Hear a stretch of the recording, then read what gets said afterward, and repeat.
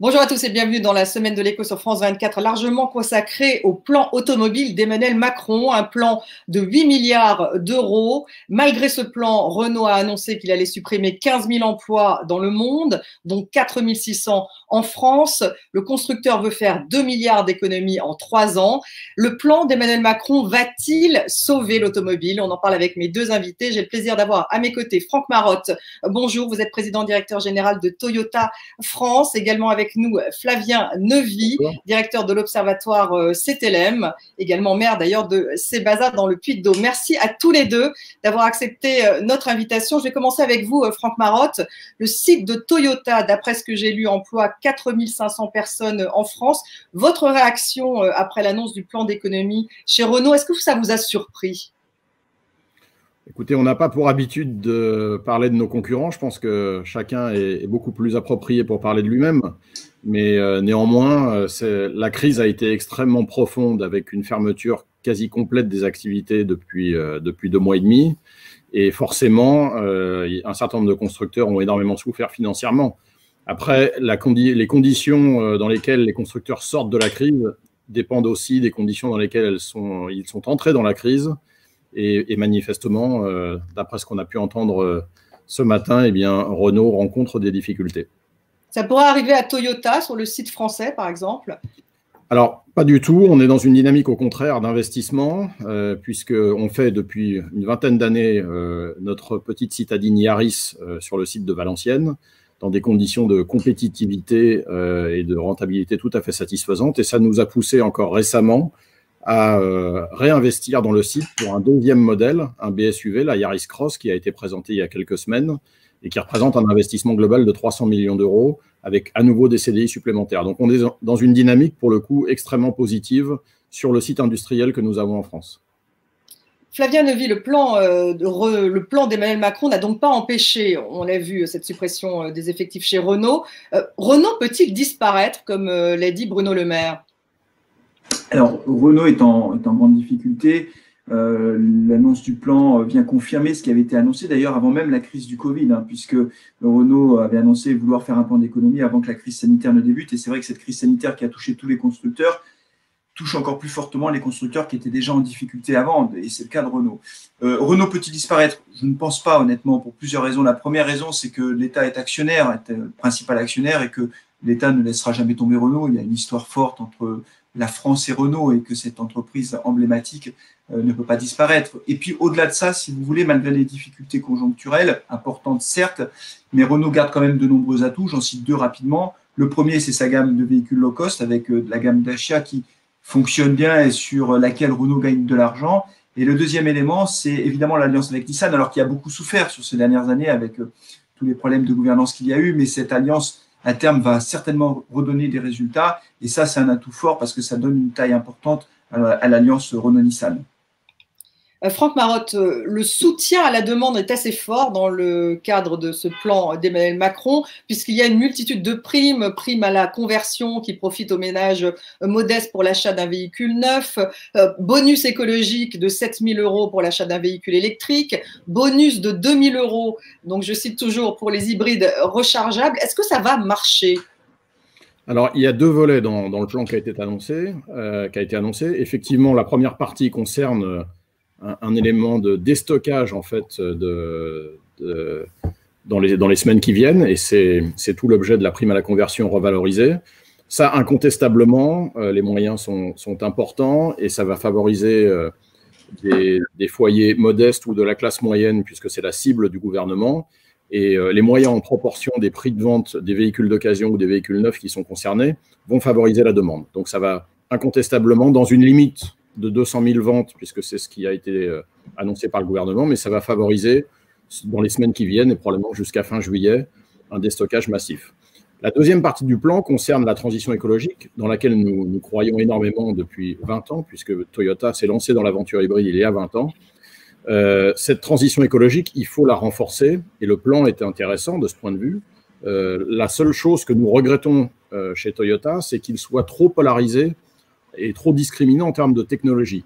Je m'explique en quelques secondes, si vous me permettez.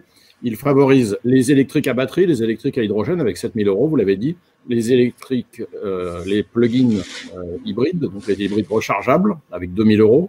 Par contre, l'ensemble de ces véhicules sont encore relativement coûteux pour la clientèle. Et donc, le vrai risque, c'est que ça reste un marché de niche et qui ne va pas concerner finalement une clientèle massive. Et donc, l'accompagnement de la transition écologique ne sera que limité. On aurait aimé, côté Toyota, mais on n'est pas les seuls à proposer ce type de technologie, que les hybrides, que ça soit moins discriminant et que les hybrides auto-rechargeables, qui sont extrêmement vertueux, 80% en électrique dans les cycles urbains, puissent être concernés et avec des prix d'accessibilité beaucoup plus importants. Donc ça veut dire plus de primes encore? Alors, pas forcément des montants supplémentaires, supérieurs, et on aurait très bien pu avoir des hybrides auto-rechargeables accompagnés à hauteur de 2 000 € comme les hybrides rechargeables, mais surtout élargir l'assiette clientèle, parce que la transition écologique, le principe, c'est qu'il ne faut surtout pas que ça soit réservé à une niche de clientèle, il faut que ça soit massif, et donc il faut que le plus de clients possible y ait accès en termes de prix de transaction, et aujourd'hui, le compte n'y est pas complètement. Flavien Neuvy, on parle de transition écologique dans l'automobile depuis au moins 10 ans. Est-ce que le plan prévoit justement plus d'infrastructures, ne serait-ce qu'autour des prises, pour recharger les voitures? Alors oui, le plan annonce un certain nombre de bornes de recharge sur la voie publique. On le sait, c'est très important pour rassurer les automobilistes qui se demandent toujours s'ils achètent une voiture électrique, où est-ce qu'ils pourront recharger leur voiture électrique. Donc c'est très important qu'il y ait une volonté politique là-dessus. Le problème, si vous voulez, malgré tout, c'est que ça fait maintenant plus de 10 ans qu'on annonce beaucoup de bornes de recharge. Alors ça progresse, mais ça progresse lentement. Il faut se souvenir qu'il y a 10 ans, on avait promis, à l'époque, c'était un autre ministre de la Transition écologique, évidemment, qui avait annoncé qu'il y aurait 75 000 bornes de recharge à l'horizon 2015. On est en 2020, il y en a 28 000. Donc, vous voyez, entre les annonces à un moment donné et la réalité de ce qui se passe, quelquefois, il y a un écart important.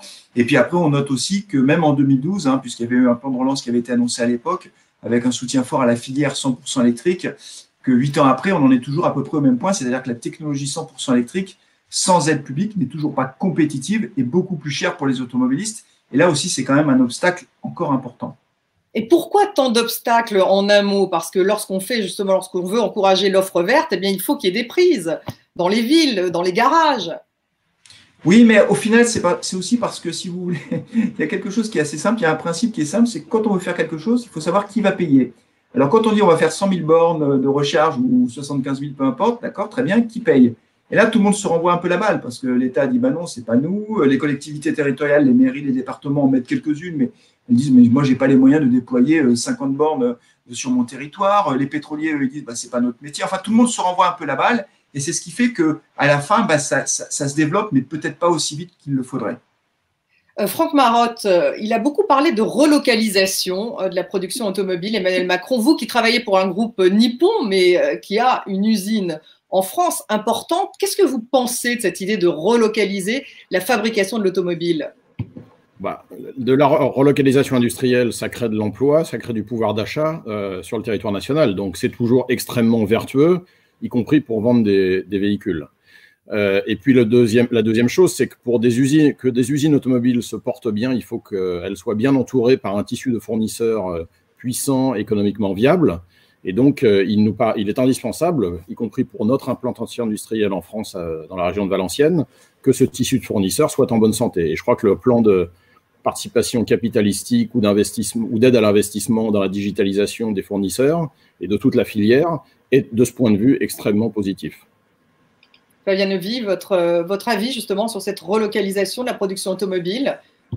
Écoutez, c'est logique que l'État, à partir du moment où il apporte un soutien à la filière, demande des contreparties, en particulier aux constructeurs français dont il est en plus actionnaire. C'est logique. Après, objectivement, c'est quand même assez compliqué parce que quand on regarde l'évolution de la production automobile en France sur ces 20 dernières années, on voit bien que c'est plutôt les modèles de type citadine ou mini-citadine, donc c'est-à-dire les petites voitures qui ont les prix les moins élevés, lesquelles les marges sont les moins élevées, qui ont été délocalisées. Et relocaliser ces productions-là paraît extrêmement complexe parce que ce sont les coûts de production, les impôts de production qui font beaucoup la différence. Il n'y a pas que ça aussi. Il y a d'autres éléments qui rentrent en ligne de compte, mais quand vous avez 300 ou 400 euros d'écart sur la production d'une voiture, c'est quand même compliqué de les faire revenir en France, sauf à les vendre plus cher. Mais là, la concurrence est quand même assez forte. Elle serait donc plus chère, effectivement, si on relocalisait plus les voitures. Enfin, Oui, elles seraient plus chères. Mais en plus, il faudrait annoncer aux pays dans lesquels elles sont produites qu'on va fermer des usines. Enfin, vous voyez, c'est quand même aussi compliqué. C'est-à-dire qu'il y a aussi un aspect géopolitique.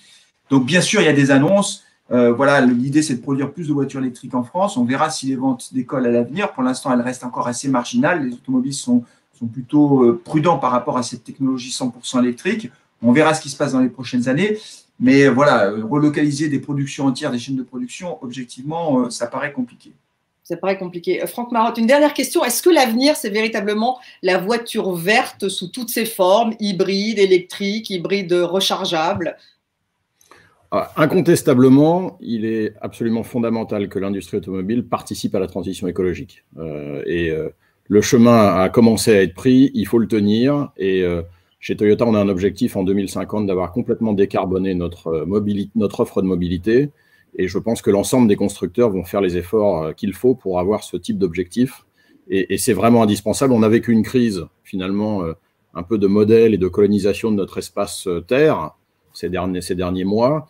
Et il serait complètement anachronique de ne pas accélérer et de ne pas renforcer nos actions. Et l'automobile, historiquement, a participé à une carbonation de l'environnement, et donc il est fondamental qu'on soit leader dans ce phénomène-là. Après, les réponses, elles seront multiples, parce que les usages sont multiples, et la mobilité, elle est très différente selon les types de clients, selon les espaces dans lesquels ils vivent, que ce soit la ville, les centres urbains, les campagnes, les villes moyennes.